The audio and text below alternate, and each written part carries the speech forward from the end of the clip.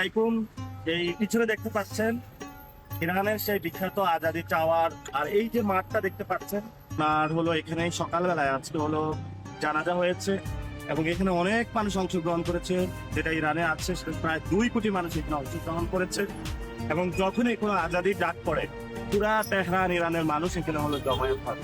সুপ্রিয় দর্শক, এবার ইরানে বাংলাদেশকে বিশ্বের কাছে প্রশংসায় পঞ্চমুখ করায় নাসিরুদ্দিন পাটোয়ারিকে ফোন করে যা বললেন তারেক রহমান।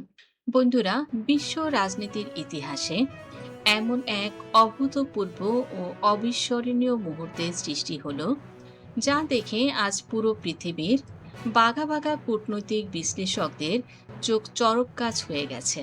একদিকে মধ্যপ্রাচ্যের পরাশক্তি ইরানের সর্বোচ্চ ধর্মীয় নেতা আয়াতুল্লাহ আলী খামিনির বিদায় লগ্নে লাখো মানুষের উপচে পড়া ভিড় আর শোকের মহাসমুদ্র, আর অন্যদিকে সেই আন্তর্জাতিক মঞ্চে নতুন বাংলাদেশের এক তরুণ নেতার মাটির মানুষ হয়ে মিশে যাওয়ার এক বিরল দৃশ্য।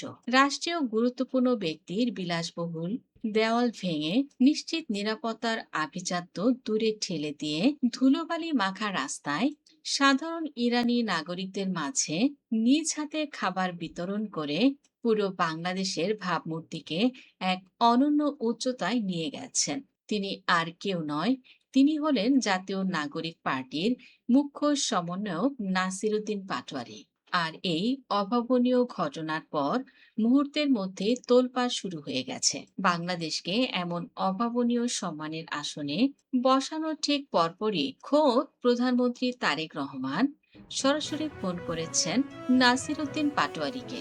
রাষ্ট্রীয় ক্ষমতার সর্বোচ্চ কেন্দ্রবিন্দু থেকে আসা সেই অতি গোপনীয় এবং রুদ্ধশ্বাস ফোন আলাপে প্রধানমন্ত্রী তারেক রহমান এই তরুণ নেতাকে ঠিক কি বললেন, নতুন বাংলাদেশের এই নরম শক্তির কূটনৈতিক নিয়ে দুই শীর্ষ নেতার মধ্যে কি আলোচনা হলো, কেন এই একটি মাত্র ফোন আলাপ আগামী দিনের মধ্যপ্রাচ্যের সাথে বাংলাদেশের বহু রাজনৈতিক সমীকরণকে পুরোপুরি বদলে দিতে যাচ্ছে। আজকের এই বিশেষ ও চাঞ্চল্যকর প্রতিবেদনে আমরা সেই ফোন আলাপের প্রতিটি পরত এবং পর্দার পেছনের আসল সত্যটি আপনাদের সামনে উন্মোচন করব। পুরো দৃশ্যটি এক সেকেন্ডও না টেনে শেষ পর্যন্ত দেখতে থাকুন, কারণ আজকের প্রতিটি তথ্য আপনার বুক গর্বে ভরিয়ে তুলবে। ঘটনার গভীরতা অনুধাবন করতে হলে আমাদের একটু চোখ রাখতে হবে গত মঙ্গলবার 7ই জুলাইয়ের সেই ঐতিহাসিক আবহের দিকে।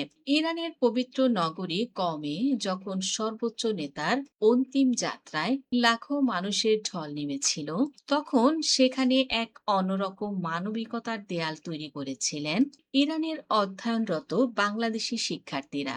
তারা সম্পূর্ণ নিজ উদ্যোগে তীব্র রোদের মাঝে শোকাহত মানুষদের মাঝে খাবার ও পানীয় বিতরণের মতো এক পবিত্র কাজ করেছিলেন।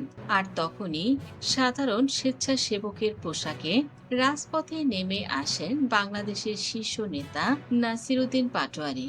নিজ হাতে বিশাল পাত্র নিয়ে সাধারণ ইরানিদের মুখে খাবার তুলে দেওয়ার সেই দৃশ্য যখন বিশ্ব গণমাধ্যমে ছড়িয়ে পড়ে, আর দেরি করেননি প্রধানমন্ত্রী তারেক রহমান। অত্যন্ত নির্ভরযোগ্য ও কূটনৈতিক সূত্র থেকে জানা যায়, প্রধানমন্ত্রী তারেক রহমান তিনি নাসিরুদ্দিন পাটোয়ারির নম্বরে কল করে দীর্ঘ সময় কথা বলেন। ফোন আলাপের শুরুতে প্রধানমন্ত্রী তারেক রহমান অত্যন্ত আবেগঘন কণ্ঠে নাসিরুদ্দিন পাটোয়ারিকে বলেন, নাসিরুদ্দিন সাহেব, আপনি আজ প্রবাসের মাটিতে যা করে দেখালেন তা কোটি কোটি টাকা খরচ করে বড় বড় চুক্তি দিয়েও সম্ভব হতো না। আপনি শুধু সাধারণ মানুষের মুখে খাবার তুলে দেননি, আপনি ইরানের কোটি কোটি মানুষের হৃদয়ে নতুন বাংলাদেশের নাম অত্যন্ত সগৌরবে লিখে দিয়ে এসেছেন। প্রথাগত কূটনৈতিক কাগজের পাতায় সই হয়, আপনি যে আজ লাখো মানুষের হৃদয়ে ভালোবাসার সই করে দেখিয়েছেন, এটাই আমরা ভীষণ গর্বিত। আপনার এই বিনয়, এই মাটির মানুষ হয়ে মিশে যাওয়ার গুণ পুরো বিশ্বের কাছে প্রমাণ করেছে যে 24-এর ছাত্র জনতার বিপ্লবের পর নতুন বাংলাদেশের তরুণ নেতৃত্ব কতটা দূরদর্শী এবং আত্মমর্যাদাপূর্ণ। প্রধানমন্ত্রী আরো বলেন, ইরান এমন একটি জাতি যারা আবেগ এবং ভ্রাতৃত্ববোধকে সবচেয়ে বেশি মূল্যায়ন করে। আর আপনি ঠিক সেই আবেগের জায়গাতেই বাংলাদেশের লাল সবুজ পতাকাকে সম্মানের সর্বোচ্চ চূড়ায় বসিয়ে দিয়েছেন। ফোনালাপে প্রধানমন্ত্রী আরো বলেন, দীর্ঘদিন ধরে বাংলাদেশের পররাষ্ট্রনীতি যেভাবে নতজানু এবং একটি নির্দিষ্ট বৃত্তের মধ্যে বন্দী ছিল, সেই বৃত্ত ভেঙে বাংলাদেশ যে এখন একটি সম্পূর্ণ স্বাধীন এবং মর্যাদাপূর্ণ কূটনীতি নিয়ে বিশ্বমঞ্চে বীরত্বপে এগিয়ে যাচ্ছে, এই ঘটনা তারই এক জীবন্ত প্রমাণ।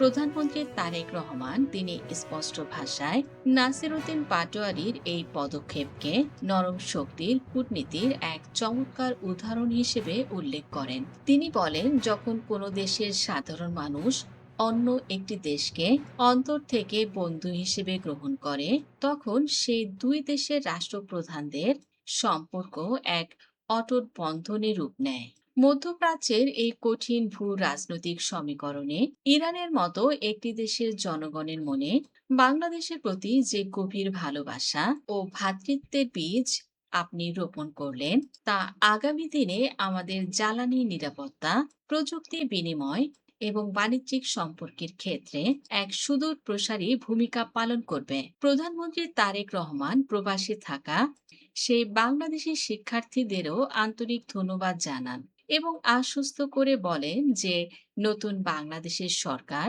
সবসময় দেশপ্রেমিক এবং মানবিক তরুণদের পাশে ছায়ার মতো দাঁড়িয়ে থাকবে।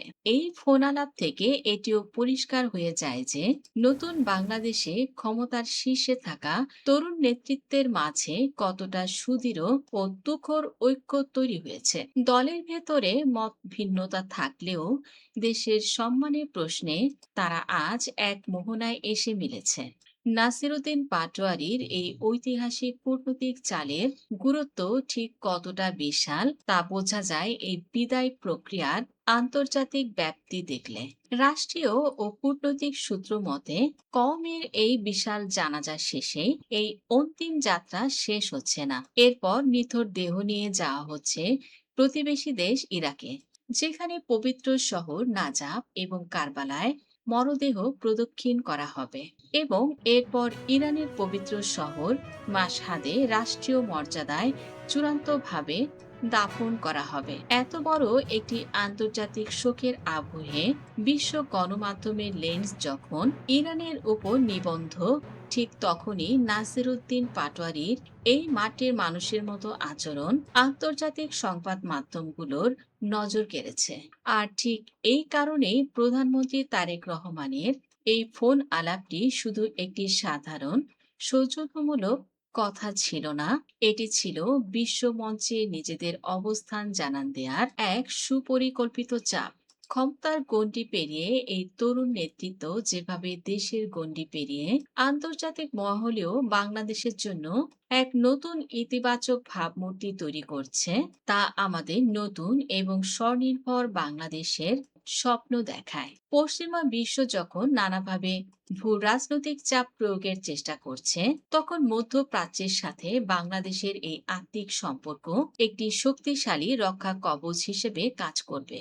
দর্শক, ক্ষমতার অহংকার ভেঙে এমন মানবিক এবং বিনয়ী ভূমিকা প্রধানমন্ত্রী তারেক রহমানের এই ফোন করে উৎসাহ দেওয়ার ঘটনাকে আপনারা কিভাবে দেখছেন? আপনাদের সুচিন্তিত মতামত আমাদের সঙ্গে শেয়ার করুন। ভিডিওটি ভালো লাগলে লাইক, কমেন্ট, শেয়ার করুন। ধন্যবাদ।